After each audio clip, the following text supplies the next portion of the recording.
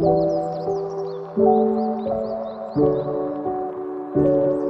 my loves, thank you so much for tuning in.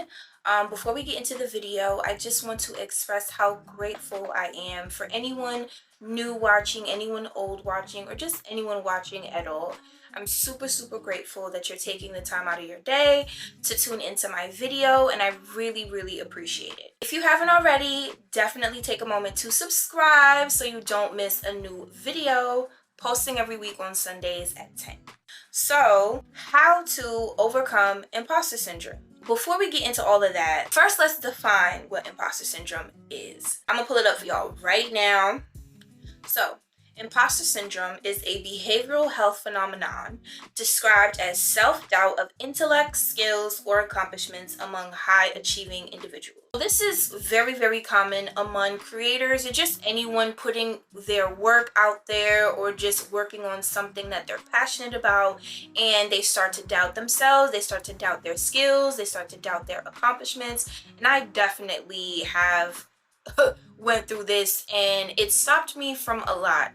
As you know, I was on YouTube 2 years ago and I was posting consistently. I had about like 5 to 6 videos up, but I just really got in my own way, just doubting that nobody cared what I had to say, like how I could help them, or just in general, like just nobody cared, or I felt like I wasn't doing what I could, or doing it good enough. Like it was just feeling not enough. It's been something I've been navigating for myself for a while, and I definitely feel like it stopped me. Imposter syndrome is something that will steal your accomplishments from you and steal your skills from you, steal all of what you've done to get to the point where you are from you, and it just puts like a cloud over it, belittles it and invalidates it. I really wanted to make this video today for you all to just talk to you about how I overcame that. And it's still a everyday battle, like it's still something that I struggle with and still something that I'm trying to get ahead of.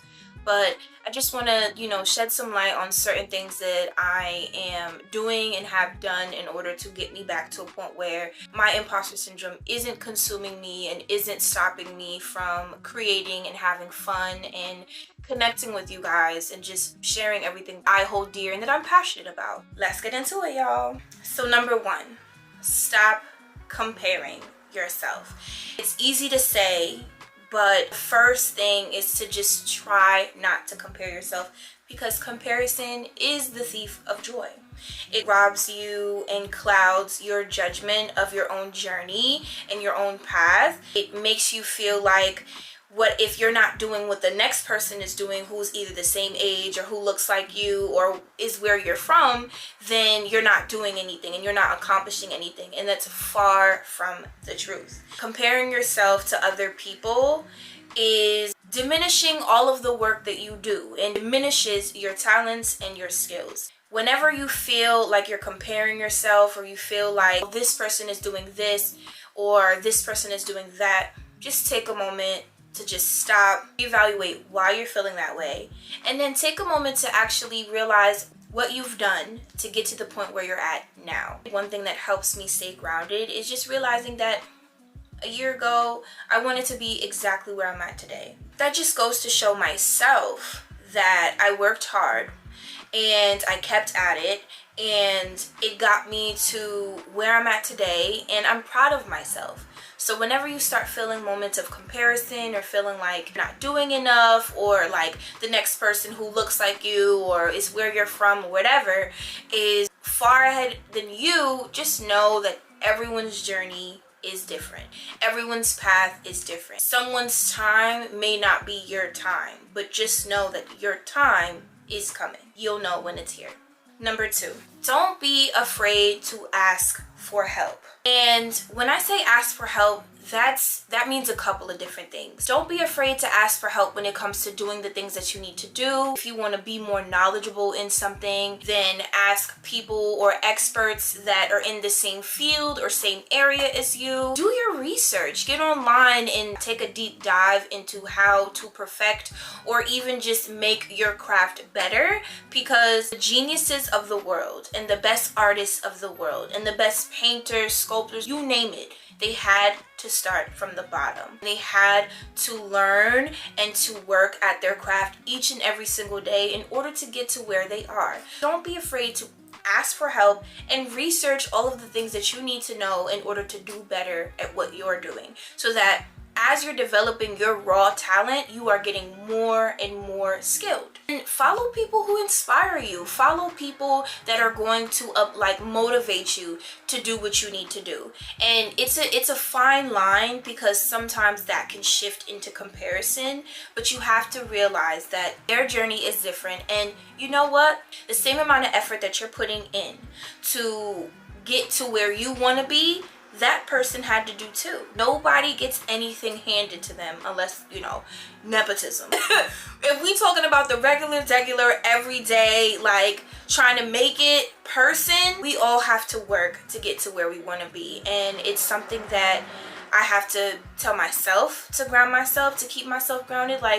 Every single day, a little bit of effort goes a long way. So don't be afraid to reach out to someone who's doing what you're doing, so you can get that advice, so they can help you elevate in the way that you want to. YouTube University, okay? Google, books. The answers are there if you look for them. You have the resources all around you, and they may not be the resources that you want, but it is a resource because it is the foundation.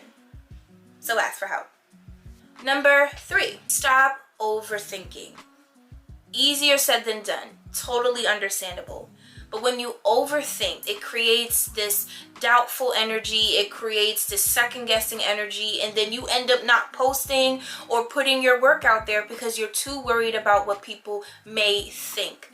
You don't know. Stop getting in your head about what you think people will say about your work, about your craft, about your skill. What really matters is if you're proud of it. Overthinking can stop you in your tracks. The only way you're going to get your work and your craft and your passions out there is if you just post it. Work at your crafts and your passions when you feel called to. Stop overthinking it and don't put any extra stress behind it. If you feel good one day and you feel like you want to put a little bit of time into perfecting what you're working on, do so. And there are days where you're not going to feel that way, and that's okay. 20 people see it, 50 people see it, hundreds of people see it. Someone is watching, someone is supporting you, and someone is proud of the work and the effort that you're putting in. One watcher matters, and that's why I'm grateful for all of you. Stop overthinking and just do it. Just do it, y'all. You got this. Number 4, let's come back to the reasons why you're doing what you're doing. I know that the internet has made it a hot commodity when it comes to being online and getting paid for it.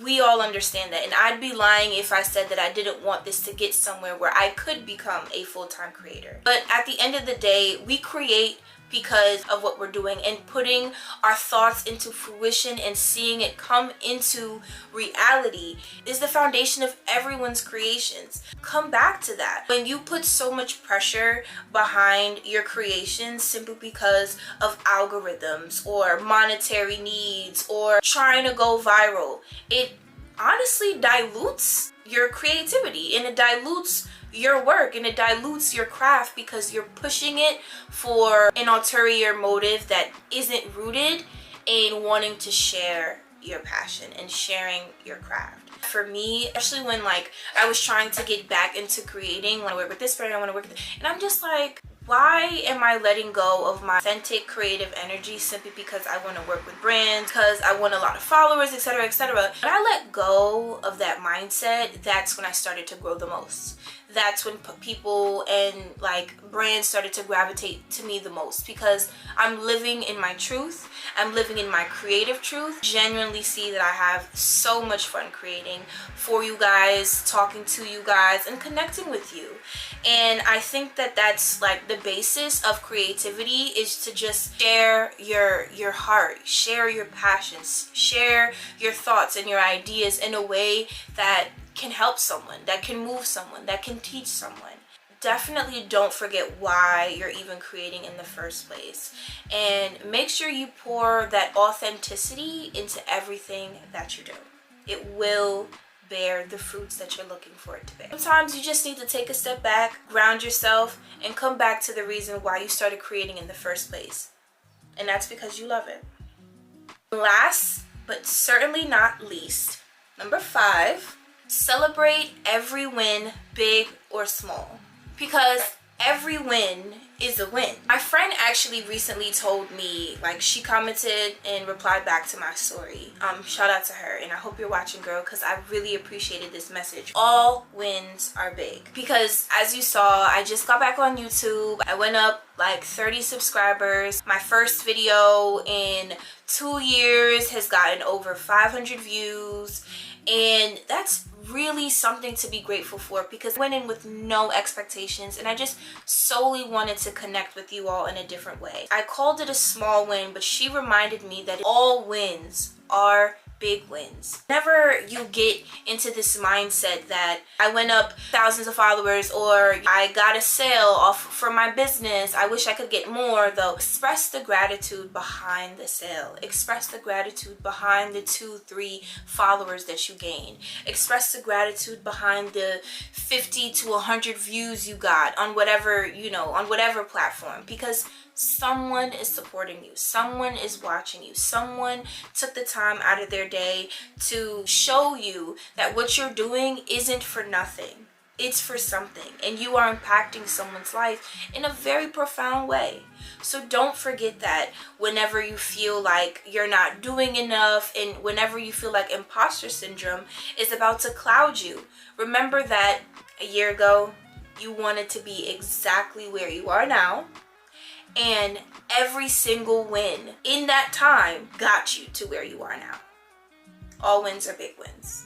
So that's my take on how to overcome imposter syndrome, and certain tips that you can use in order to help you stay grounded and remember who the heck you are. Like, you are doing this because you love doing it, whatever you're doing, whether it's creating online, small business that you have, or something that you're making with your hands. Whatever it is that you're doing, understand that you're doing it because you want to and you love doing it. Don't ever forget that, and never let anything such as imposter syndrome, comparison, or just overthinking stop you from being the great person that you are. Keep creating, keep trusting yourself, and keep putting your work out there. Someone is watching. If you haven't heard it enough, you are doing amazing. You are doing a great, great job. I am so proud of you, and I need you to keep going. Keep going. Don't let anything get in your way, including yourself. Proud of you. Like, you know you poppin'. Stop. Sending you all so much love. Please let me know what you think in the comments. I'd love to talk to you. I would love to hear about your journey and your path. I really appreciate you all for watching, and I'm super grateful if you took the time to take in all of what I'm saying. And I hope that this information is useful to you and that you too can overcome imposter syndrome. Don't forget to like, comment, share, and subscribe.